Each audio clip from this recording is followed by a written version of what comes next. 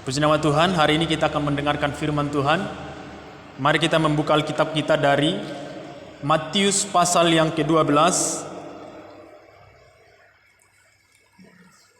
ayat yang ke-3 sampai yang ke-7.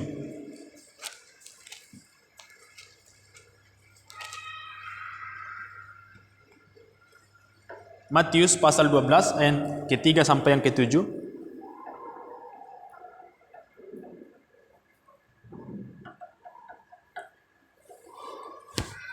Kita membaca secara bergantian. Saya akan membaca ayat-ayat yang ganjil dan saudara-saudara membaca ayat yang genap.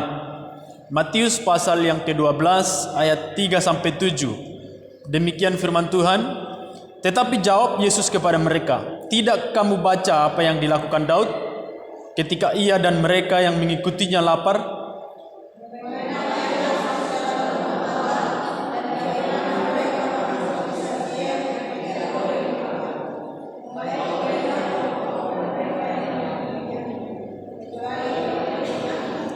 Atau tidakkah kamu membaca dalam kitab Taurat bahwa pada hari-hari Sabat imam-imam melanggar hukum Sabat di Bait Allah namun tidak bersalah?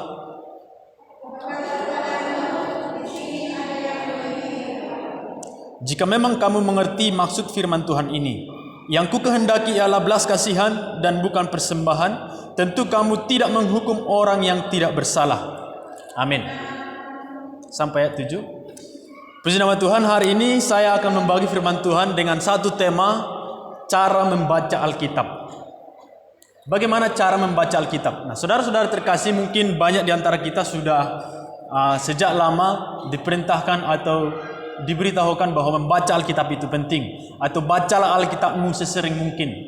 Nah, tetapi tidak sedikit dari antara orang-orang Kristen yang belum memahami bagaimana cara membaca Alkitab dengan baik di hadapan Tuhan.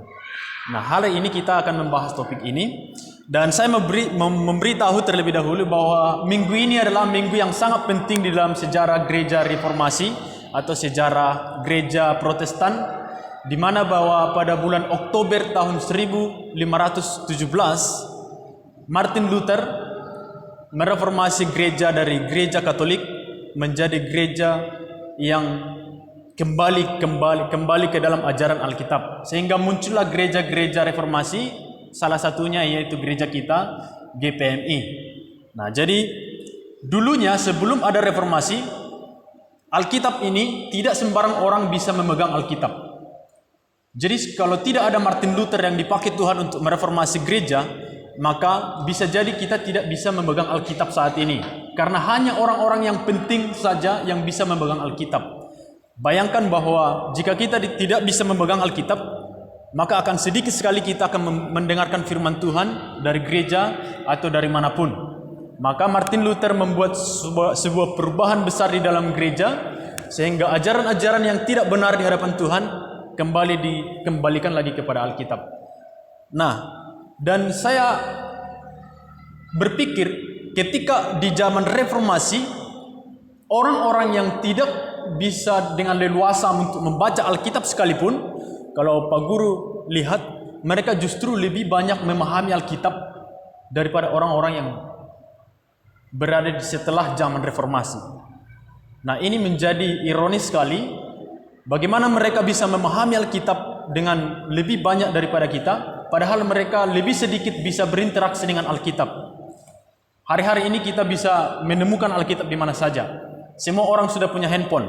Di handphone kita bisa mengunduh aplikasi Alkitab, dan tiap hari kita bisa membaca Alkitab. Nah, tetapi pertanyaan Pak Guru, apakah kita lebih memahami Alkitab seperti orang yang di zaman dahulu memahami Alkitab? Nah, ini yang mau kita bahas hari ini. Bagaimana caranya membaca Alkitab? Di dalam ayat-ayat firman Tuhan yang kita sudah baca, di sana konteksnya adalah orang Farisi pada saat itu melihat murid-murid Yesus sedang memetik gandum dan mereka memakan pada hari Sabat. Maka orang-orang Farisi menegur murid-murid Yesus dan berkata kepada Yesus, "Mengapa murid-muridmu memetik gandum pada hari Sabat?" Nah, sehingga Tuhan Yesus mengatakan kepada mereka dua kali jawaban yang paling keras, yaitu, "Tidakkah kamu baca apa yang dilakukan oleh Daud Nah, ini menjadi pertanyaan yang sangat keras kepada orang-orang Farisi. Kalau Pak Guru kasih tahu, orang-orang Farisi adalah orang-orang yang sangat paham Alkitab, maksud saya yang sering kali membaca Alkitab, tiap hari mereka membaca Alkitab. Pak Guru bisa bilang mereka mungkin saja menghafal isi Alkitab, bayangkan. Tetapi Yesus Kristus mengatakan kepada mereka, bertanya kepada mereka, tidakkah kamu membaca Alkitab? Apakah ini bukankah ini teguran yang sangat keras bagi orang Farisi? Kenapa Yesus bertanya kepada mereka sampai 2 kali di ayat yang ketiga dan ayat yang kelima? Tidakkah kamu membaca apa yang dilakukan oleh Daud? Tidakkah kamu membaca Taurat? Saudara-saudara terkasih, kalau ini ditanyakan kepada hamba Tuhan, bagaimana sakitnya hatinya? Misalnya anak remaja bertanya kepada seorang pendeta, misalnya dimanapun bertemu, pernahkah kamu membaca Alkitab? Wah, bayangkan. Seorang pendeta itu, bayangkan, dia sudah berapa tahun belajar di dalam sekolah teologi, berapa banyak dia membaca Alkitab, dan dia ditanya pada saat itu, pernahkah kamu membaca Alkitab? Begitulah hati orang Farisi waktu itu. Yang pertama, saya membagi perikop khotbah ini dalam 2 bagian. Yang pertama adalah membaca Alkitab harus disertai dengan pengertian. Kalau saudara membaca Alkitab harus disertai dengan pengertian. Hari ini saya kira tidak perlu bagi saya untuk harus mengatakan supaya saudara membaca Alkitab. Karena ini sudah sering kali dikatakan dari gereja ini atau waktu anak sekolah minggu, bacalah Alkitab, bacalah Alkitab, bacalah Alkitab. Karena membaca Alkitab mestinya sudah menjadi kewajiban bagi semua orang Kristen. Kita semua di tempat ini adalah orang Kristen, membaca Alkitab semestinya sudah menjadi seharusnya bagi kita. Nah, karena Alkitab adalah sumber kehidupan orang Kristen. Dari Alkitablah kita bisa mengenal Allah, dari Alkitablah kita bisa semakin dekat dengan Tuhan. Maka Pak Guru malam ini tidak perlu lagi mengasih tahu bahwa bacalah Alkitab karena itu penting. Harusnya saudara-saudara sudah mengerti bagaimana pentingnya membaca Alkitab. Tetapi hari ini yang kita pelajari, ketika saudara membaca Alkitab, bagaimana kita harus membaca Alkitab? Bagaimana caranya? Hari ini saya mau bertanya, kalau saudara-saudara membaca Alkitab di rumah atau dimanapun saja, apa motivasi kita di dalam membaca Alkitab? Apakah karena paksaan dari orang tua? Apakah karena paksaan dari pendeta? Apakah karena paksaan di dalam khotbah-khotbah yang sudah disampaikan, sehingga mau tidak mau kita harus membaca Alkitab? Motivasi ini sangat penting untuk dipahami oleh remaja, pemuda-pemudi hari-hari ini. Motivasinya untuk membaca Alkitab apa? Kalau motivasinya sungguh-sungguh rendah hati mau memahami isi Alkitab atau memahami apa yang dikatakan Tuhan di dalam Alkitab, maka Pak Guru percaya ketika kita membaca Alkitab, maka ada hal yang kita temukan di sana yang memberkati kita, yang membuat kita semakin dekat dengan Tuhan. Tetapi karena ada aspek lain yang memaksa kita, misalnya orang tua atau pendeta atau siapapun, sehingga kita merasa bersalah kalau tidak membaca Alkitab, atau sehingga kita merasa tertekan kalau tidak membaca Alkitab, maka ini bisa menjadi tidak berguna atau menjadi sia-sia ketika kita membaca Alkitab. Motivasinya penting. Harus diingat, yang pertama adalah ada motivasi yang benar untuk membaca Alkitab, bukan karena aspek paksaan atau aspek lain dari manapun, tetapi karena ada motivasi untuk mau memahami isi Alkitab. Dan yang kedua adalah kesiapan hati. Harus ada kesiapan hati. Jika ingin membaca Alkitab, setidaknya harus menyiapkan pikiran yang tunduk dan rendah hati kepada Alkitab. Karena firman Tuhan yang ada di dalam Alkitab itu adalah kudus. Kalau saudara pernah membaca kisah Musa itu ketika dia mau menghadap Tuhan, misalkan Pak Guru mau kasih contoh di Gunung Sinai, ketika dia hendak mau bertemu dengan Tuhan Allah, mau mendengarkan apa yang diperintahkan oleh Tuhan, maka Tuhan Allah memerintahkan kepada dia, bukalah kasutmu ini karena tempat ini kudus. Maka Musa harus membuka kasutnya. Dan firman Tuhan juga adalah kudus. Alkitab ini adalah kudus. Maka setiap kali kita mau bertemu dengan Tuhan melalui Alkitab ini, kita harus membuka hati kita yang tidak benar. Kita harus membuka semua motivasi kita yang tidak benar. Kita harus membersihkan diri kita, membersihkan hati kita, dan kita mau mendengar dengan rendah hati apa suara Tuhan di dalam Alkitab ini.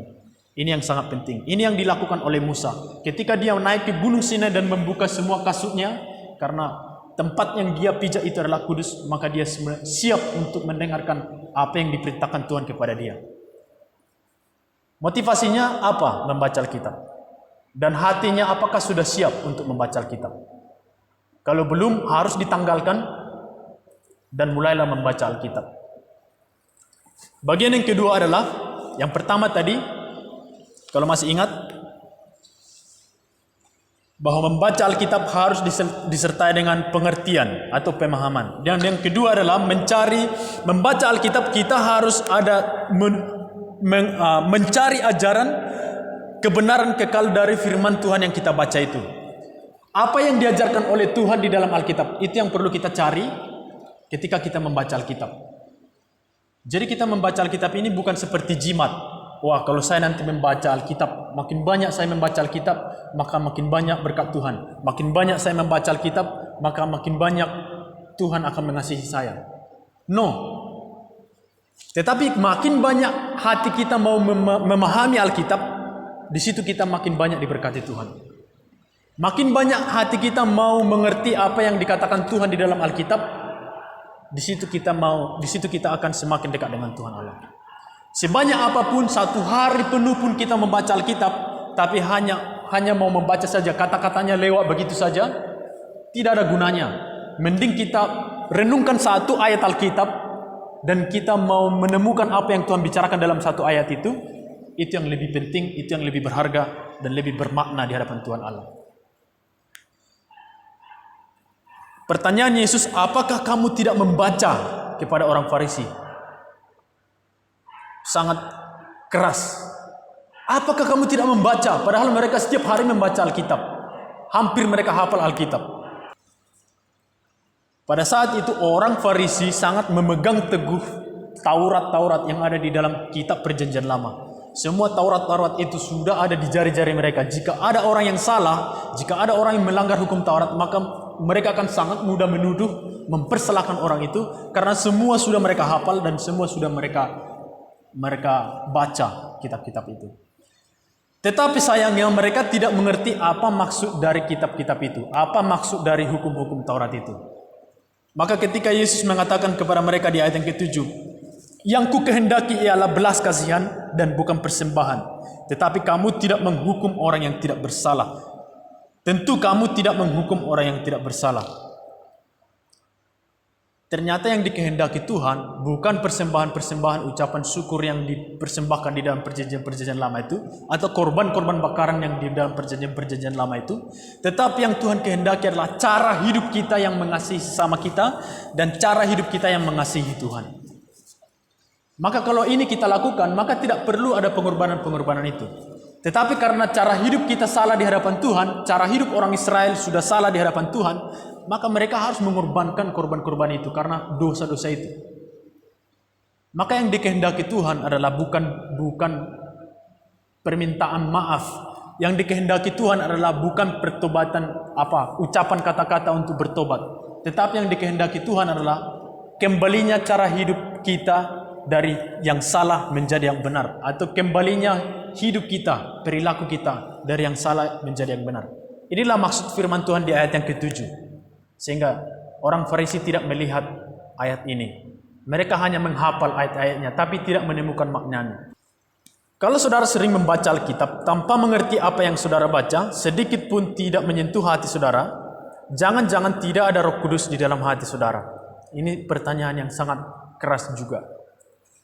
Kalau setiap kali kita membaca Alkitab tapi tidak tergerak hatinya untuk mencari apa yang difirmankan Tuhan di dalam Alkitab itu, atau sudah banyak membaca Alkitab tapi sedikit pun tidak tersentuh hatinya terhadap apa yang dia baca itu, maka ini pertanyaan yang sangat berat bagi kita orang-orang Kristen. Jangan-jangan tidak ada Roh Kudus di dalamnya yang menyinari hatinya atau menerangkan firman Tuhan itu di dalam hatinya.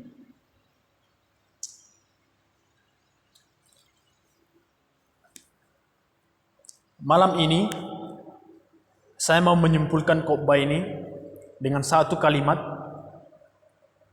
bahwa rajin membaca firman Tuhan dengan tekad yang kuat untuk memahami maknanya,